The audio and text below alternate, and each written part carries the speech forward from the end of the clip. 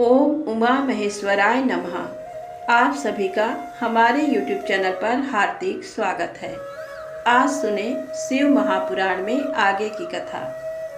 ब्रह्मा जी बोले, ब्राह्मण के रूप में पधारे स्वयं भगवान शिव की बातों का देवी मैना पर बहुत प्रभाव पड़ा और वे बहुत दुखी हो गईं। वे अपने पति हिमालय से कहने लगी कि इस ब्राह्मण ने शिव जी की निंदा की है। उसे सुनकर मेरा मन बहुत खिन्न हो गया है। जब भगवान शिव का रूप और शील सभी कुत्सित हैं तथा सभी उनके विषय में बुरा ही सोचते हैं और उन्हें मेरी पुत्री के सर्वथा अयोग्य मानते हैं, तो मैं अपनी प्रिय पुत्री का हाथ कदापि उनके हाथ में नहीं दूंगी। मुझे अपनी पुत्री अपने प्राणों से भी अधिक प्रिय है। यदि आपने मेरी बात नहीं मानी तो मैं इसी समय विष खा लूंगी और अपने प्राण त्याग दूंगी। साथ ही अपनी बेटी पार्वती को लेकर इस घर से चली जाऊंगी। मैं पार्वती के गले में फांसी लगा दूंगी, उसे वनों में ले जाऊंगी अथवा किसी सागर में डुबो दूंगी, परंतु किसी भी हालत में उसका ब्याह पिनाकधारी शिव के साथ नहीं होने दूंगी। ये कहकर देवी मैना रोती हुई तुरंत कोप भवन में चली गईं और उन्होंने कीमती वस्त्रों आभूषणों का त्याग कर दिया और जमीन पर लेट गईं। जब इस विषय में भगवान शिव को जानकारी हुई तो उन्होंने सप्त ऋषियों को याद किया। वे तुरंत ही वहां आ गए। तब त्रिलोकीनाथ भगवान शिव ने सप्त ऋषियों को देवी मैना को समझाने की आज्ञा देकर उनके घर भेजा।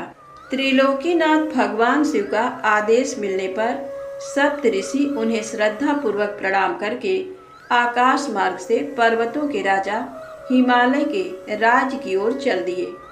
सप्त ऋषि जब हिमालय के नगर के निकट पहुँचे तो वहाँ का ऐश्वर्य देखकर उसकी प्रशंसा करने लगे। वे सातों ऋषि आकाश में सूर्य के समान चमकते हुए जान पड़ते थे। उन्हें आकाश मार्ग से आता देखकर हिमालय को बहुत आश्चर्य हुआ। शैलराज सोचने लगे कि इन तेजस्वी सप्तऋषियों के आगमन से आज मेरा संपूर्ण राज्य धन्य हो गया। तभी सूर्य तुल्य तपस्वी सप्तऋषि आकाश से उतरकर पृथ्वी पर खड़े हो गए। गिरिराज हिमालय ने दोनों हाथ जोड़कर और अपना मस्तक झुकाकर आदर पूर्वक उन्हें प्रणाम किया और उनका पूजन तथा स्तुति की। तत्पश्चात गिरिराज हिमालय ने कहा कि आज मेरा घर आपके चरणों की रज पाकर पवित्र हो गया। मेरा जीवन आपके दर्शनों से धन्य हो गया है। फिर आदर पूर्वक हिमालय ने सप्त ऋषियों को आसनों पर बैठाया। हिमालय बोले, आज मेरा जीवन सफल हो गया है। आज मेरा सम्मान इस संसार में बहुत बढ़ गया है। जिस प्रकार अनेक तीर्थों के दर्शनों को पुण्य कमाने का स्रोत माना जाता है, उसी प्रकार आज मैं भी पवित्र तीर्थों के समान वंदनीय हो गया हूँ। हे ऋषिगणों, आप साक्षात भगवान विष्णु के समान हैं।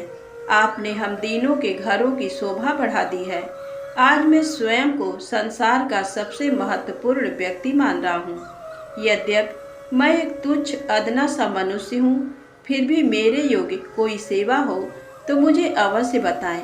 आपका कार्य करके मुझे हार्दिक प्रसन्नता होगी। सप्त ऋषि कहने लगे, हे शैलराज, भगवान शिव इस संपूर्ण जगत के पिता हैं। वे निर्गुण और निराकार हैं। वे सर्वज्ञ हैं। वे ही परम ब्रह्म परमात्मा हैं और वे ही सर्वेश्वर हैं। वे ही इस जगत का आदि और अंत हैं। आप भली भांति त्रिलोकीनाथ भगवान शिव के विषय में सब कुछ जानते ही हैं। वे भक्त वत्सल हैं और सदा ही अपने भक्तों के अधीन हैं। तुम्हारी परम प्रिय पुत्री देवी पार्वती ने भगवान शिव को अपनी कठोर तपस्या से प्रसन्न करके अपना मनोवांछित वर प्राप्त कर लिया है। उन्होंने प्रभु शिव को पति रूप में पाने का वर प्राप्त किया है। जिस प्रकार भगवान शिव को इस जगत का पिता माना जाता है, उसी प्रकार शिवा जगत माता कही जाती हैं। अतः आप अपनी कन्या पार्वती का विवाह महात्मा शिव शंकर से कर दीजिए। ऐसा करके आपका जन्म सफल हो जाएगा और आप गुरुओं के भी गुरु बन जाएंगे। सप्तऋषियों के ऐसे वचन सुनकर हिमालय बोले, हे महर्षियों, मेरे अहोभाग्य हैं जो आपने मुझे इस योग्य समझकर मुझसे ये बात कही। सच कहूँ तो मेरी हार्दिक इच्छा भी यही है कि मेरी पुत्री का विवाह भगवान शिव के साथ ही हो, परंतु एक परेशानी ये है कि कुछ दिनों पूर्व एक ब्राह्मण देव हमारे घर पधारे थे। उन्होंने भक्त वत्सल भगवान शिव के विषय में अनेक उल्टी सीधी बातें की। उस वैष्णव ब्राह्मण ने शिव जी की घोर निंदा की, उन्हें अमंगलकारी बताया। ये सब बातें सुनकर मेरी पत्नी देवी मैना की बुद्धि पलट गई है। उनका समस्त ज्ञान भ्रष्ट हो गया है। अब वे अपनी पुत्री पार्वती का विवाह परम योगी रुद्रदेव से कदापि नहीं करना चाहती हैं। हे सप्तऋषियों, वे जिद करके बैठी हैं कि वे अपनी पुत्री पार्वती का विवाह भगवान शिव से नहीं करेंगी। इसलिए वे लड़ झगड़कर सभी आभूषणों तथा राजसी वस्त्रों को त्याग कर कोप भवन में जाकर लेट गई हैं। मेरे बहुत समझाने पर भी वे कुछ नहीं समझ रही हैं। आपसे सच सच अपने दिल की इच्छा कहूँ तो उन वैष्णव ब्राह्मण की बातें सुनकर अब मैं भी नहीं चाहता कि मेरी पुत्री का विवाह शिव जी से हो। नारद, इस प्रकार भगवान शिव की माया से मोहित होकर गिरिराज हिमालय ने ये सब बातें कही और ये कहकर चुप हो गए। तब सप्त ऋषियों ने कोप भवन में लेटी हुई देवी मैना को समझाने के लिए देवी अरुंधति को भेजा। अपने पति की आज्ञा पाकर देवी अरुंधति उस कोप भवन में पहुंची, जहां देवी मैना रुष्ट होकर पृथ्वी पर लेटी हुई थी और पार्वती उनके पास ही बैठकर उन्हें समझा रही थी। साध्वी अरुंधति बड़े ही मधुर स्वर में बोली, देवी मैना उठिए, मैं अरुंधति और सप्त ऋषि तुम्हारे घर पधारे हैं। देवी अरुंधति को वहां अपने कक्ष में देखकर देवी मैना उठकर बैठ गई और साक्षात लक्ष्मी के समान उन परम तेजस्विनी को देख उनके चरणों में अपना सिर रखकर बोली, आज हमारे घर में ब्रह्मा जी की पुत्र वधू और महर्षि वशिष्ठ की पत्नी अरुंधति सहित सप्त ऋषियों ने पधारकर हमें किस पुण्य का फल दिया है। आपके आने से हमारा कुल धन्य हो गया है। मैं आपसे ये जानना चाहती हूँ कि आपके इस तरह यहाँ आने का क्या उद्देश्य है। देवी मैना के ऐसा कहने पर देवी अरुंधति मुस्कुराई और उन्हें समझाकर कोप भवन से बाहर उस स्थान पर ले गई जहाँ सप्त ऋषियों सहित गिरिराज हिमालय बैठे हुए थे। तब देवी मैना को वहाँ आया देखकर श्रेष्ठ और परम ज्ञानी सप्तर्षि भगवान शिव को मन में स्मरण कर समझाने लगे। सप्तऋषि बोले, हे शैलराज, तुम अपनी पुत्री पार्वती का विवाह त्रिलोकीनाथ भक्त वत्सल भगवान शिव से कर दो। वे तो सर्वेश्वर हैं, वे कभी भी किसी से याचना नहीं करते। जगत की रचना के स्रोत ब्रह्मा जी ने तारकासुर को ये वरदान दिया है कि केवल शिव पुत्र के हाथों ही उसका वध होगा। इस समय तारकासुर के कारण तीनों लोकों में हाहाकार मचा हुआ है। उसने देवराज इंद्र सहित सभी देवताओं को स्वर्ग से निकाल दिया है। साथ ही वह निर्दोष लोगों का भी शत्रु बन बैठा है। साधुओं और ऋषि मुनियों को यज्ञ नहीं करने देता तथा उनकी पूजा उपासना को तारकासुर के सैनिक समय समय पर नष्ट कर देते हैं। उन्होंने सभी के जीवन को कष्टकारी बना रखा है। इस संसार में व्याप्त बुराइयों और दुष्प्रवृत्तियों के विनाश के लिए संहारक रुद्रदेव का पुत्र ही सबसे उपयुक्त है। उस वीर और बलवान पुत्र की प्राप्ति के लिए आवश्यक है कि भगवान शिव विवाह कर लें। इसलिए ब्रह्मा जी ने भगवान शिव से विवाह करने की प्रार्थना की है। ये सर्व विदित है कि भगवान शिव परम योगी हैं और विवाह के लिए उत्सुक नहीं हैं। तुम्हारी पुत्री पार्वती ने भगवान शिव की कठोर तपस्या करके शिव को अपना पति बनाने के लिए वर प्राप्त किया था। यही कारण है कि महादेव जी देवी पार्वती का पाणी ग्रहण करना चाहते हैं। सप्तऋषियों की ये बात सुनकर हिमालय विनय पूर्वक बोले, हे ऋषिगण, आपकी बातें सही हैं, परंतु जहाँ तक मैं जानता हूँ शिव जी के पास न तो रहने के लिए घर है ना ही कोई नाते रिश्तेदार हैं और ना ही बंधु बांधव हैं। उनके पास कोई राजपाट भी नहीं है और ना ही वे ऐश्वर्य और विलासिता का जीवन ही जीते हैं। आप वेद विधाता ब्रह्मा जी के पुत्र हैं, इसलिए मैं आपका आदर और सम्मान करता हूँ। आप परम ज्ञानी हैं और ये जानते हैं कि जो पिता काम, मोह, भय अथवा लोभ के कारण अपनी कन्या का विवाह अयोग्य वर से कर देते हैं, वे मरने के बाद नरक के भागी होते हैं। इसलिए मैं कोई ऐसा कार्य नहीं करना चाहता जिससे मैं नरक का भागी बनूं। मैं अपनी प्रिय पुत्री पार्वती का विवाह स्वेच्छा से कभी भी शूलपाणी शिव के साथ नहीं करूंगा। यही मेरा और मेरी पत्नी मैना दोनों का फैसला है। हे महर्षियों, आप परम ज्ञानी और समझदार हैं, इसलिए हमारे लिए उचित विधान को बताकर हमें कृतार्थ करें। ब्रह्मा जी बोले, हे नारद, हिमालय के कहे वचनों को सुनकर महर्षि वशिष्ठ बोले, हे शैलराज, भगवान शंकर इस संपूर्ण जगत के पिता हैं और देवी पार्वती इस जगत की जननी हैं। शास्त्रों की जानकारी रखने वाला उत्तम मनुष्य वेदों में बताए गए 3 प्रकार के वचनों को जानता है। पहला वचन सुनते ही बड़ा प्रिय लगता है, परंतु वास्तविकता में वह असत्य वह अहितकारी होता है। इस प्रकार का कथन हमारा शत्रु ही कह सकता है। दूसरा वचन सुनने में अच्छा नहीं लगता, परंतु उसका परिणाम सुखकारी होता है। तीसरा वचन सुनने में अमृत के समान लगता है तथा वह परिणामतः हित करने वाला होता है। इस प्रकार नीति शास्त्र में किसी बात को कहने के 3 प्रकार बताए गए हैं।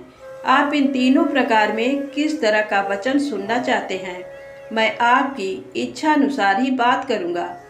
भगवान शंकर सभी देवताओं के स्वामी हैं। उनके पास दिखावटी संपत्ति नहीं है। वे महान योगी हैं और सदैव ज्ञान के महासागर में डूबे रहते हैं।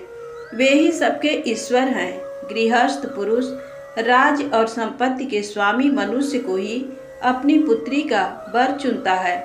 ऐसा न करके यदि वह किसी दीनहीन को अपनी कन्या ब्याह दे तो उसे कन्या के वध का पाप लगता है। शैलराज, आप शिव स्वरूप को जानते ही नहीं हैं। धनपति कुबेर आपका सेवक है।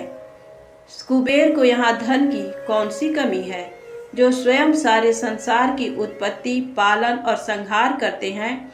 उन्हें भोजन की भला क्या कमी हो सकती है। ब्रह्मा, विष्णु और रुद्रदेव सभी भगवान शिव का ही रूप हैं। शिव जी से प्रकट हुई प्रकृति अपने अंश से 3 प्रकार की मूर्तियों को धारण करती हैं। उन्होंने मुख से सरस्वती, वक्षस्थल से लक्ष्मी एवं अपने तेज से पार्वती को प्रकट किया है। भला उन्हें दुख कैसे हो सकता है।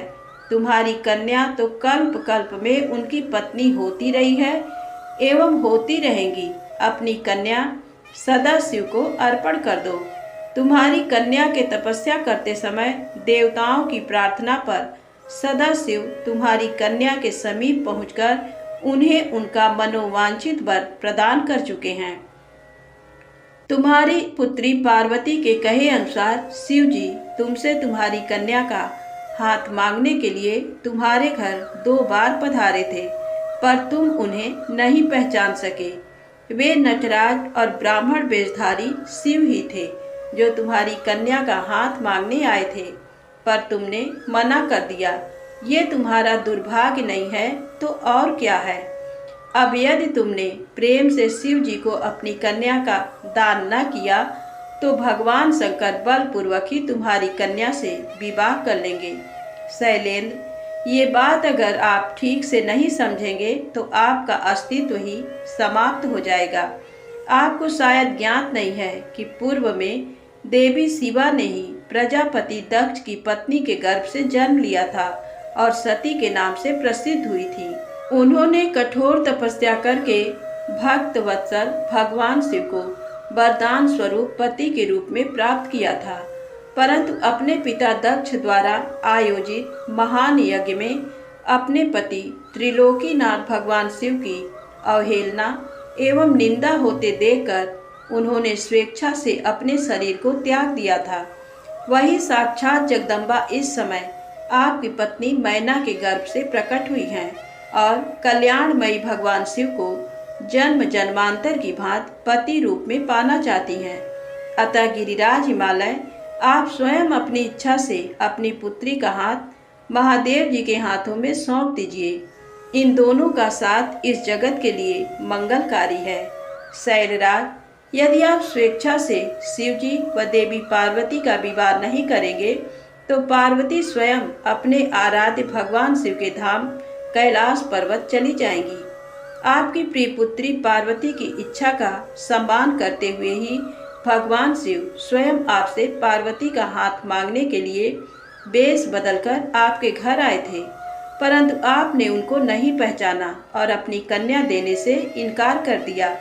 आपके शिखर पर तपस्या के लिए पधारे भगवान शिव की देवी पार्वती ने जब सेवा की थी तो आप भी उनके इस निर्णय में उनके साथ थे। आपकी आज्ञा प्राप्त करके ही देवी पार्वती भगवान शिव को पति रूप में पाने की इच्छा लेकर तपस्या करने हेतु वन में गई थी। उनके इस प्रण और कार्य को आपने सराहा था, फिर आज ऐसा क्या हो गया कि आप अपने ही वचनों से पीछे हट रहे हैं। भगवान शिव ने देवताओं की प्रार्थना स्वीकार करके हम सप्तऋषियों को और देवी अरुंधति को आपके पास भेजा है। इसलिए हम आपको ये समझाने आए हैं कि आप पार्वती जी का हाथ भगवान शिव के हाथों में दे दें। ऐसा करके आपको बहुत आनंद मिलेगा। भगवान शिव ने तपस्या के पश्चात प्रसन्न होकर देवी पार्वती को ये वरदान दिया है कि वे उनकी पत्नी हो। भगवान शिव परमेश्वर हैं, उनकी वाणी कदापि असत्य नहीं हो सकती। उनका वरदान अवश्य सत्य सिद्ध होगा। इसलिए हम सप्तऋषि आपसे अनुरोध कर रहे हैं कि आप इस विवाह हेतु प्रसन्नता पूर्वक अपनी स्वीकृति प्रदान करें। ऐसा करके आप अपने परिवार का ही नहीं, समस्त मानवों और देवताओं का कल्याण करेंगे। ब्रह्मा जी बोले, हे नारद, कुल की रक्षा करने के लिए किसी एक का त्याग कर देना ही नीति शास्त्र कहलाता है। जिस प्रकार राजा अनरण्य ने अपने राजपाट संपत्ति और अपने परिवार की रक्षा के लिए अपनी पुत्री का विवाह एक ब्राह्मण से कर दिया था, इसी प्रकार लोक कल्याण के लिए आपको भी स्वीकृति दे ही देनी चाहिए। राजा अनरण्य के बारे में सुनकर शैलराज हिमालय ने पूछा, हे महर्षि, मैं राजा अनरण्य की कथा सुनना चाहता हूँ। गिरिराज हिमालय के ऐसे वचन सुनकर मुनि वशिष्ठ बोले, हे पर्वतराज, महाराजा मनु की 14वीं संतान इंद्र सावर्ण के वंश में ही राजा अनरण्य का जन्म हुआ था। वे भगवान शिव के परम भक्त थे। 7 द्वीपों पर उनका राज्य था।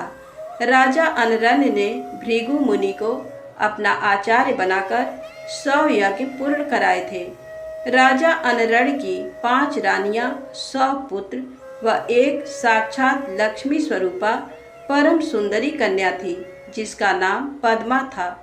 पद्मा इकलौती पुत्री होने के कारण बहुत लाडली थी। राजा अनरण्य और उनकी 5 रानियां पद्मा को बहुत प्यार करते थे। राजा बहुत ही सरल, न्यायप्रिय व उदार थे।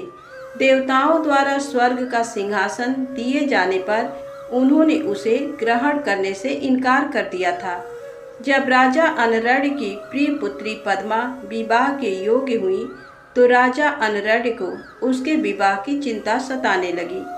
पद्मा के लिए योग्य वर की खोज शुरू हो गई। चारों दिशाओं में सुयोग्य वर की तलाश की जा रही थी। अनेकों राजाओं को पत्र लिखे गए।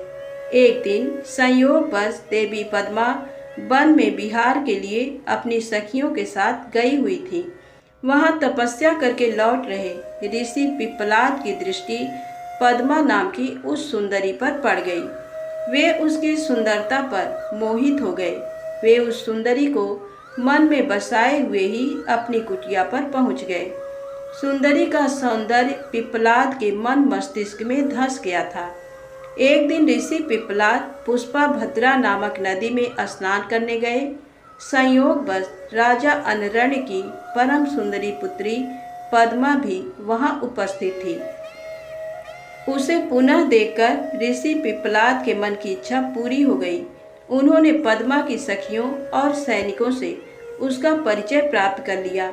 वहीं कुछ मनुष्यों ने ऋषि की हंसी उड़ाते हुए कहा कि ऋषि जी, आपका मन देवी पद्मा पर मुग्ध हो गया है, तो आप महाराज से उन्हें मांग क्यों नहीं लेते।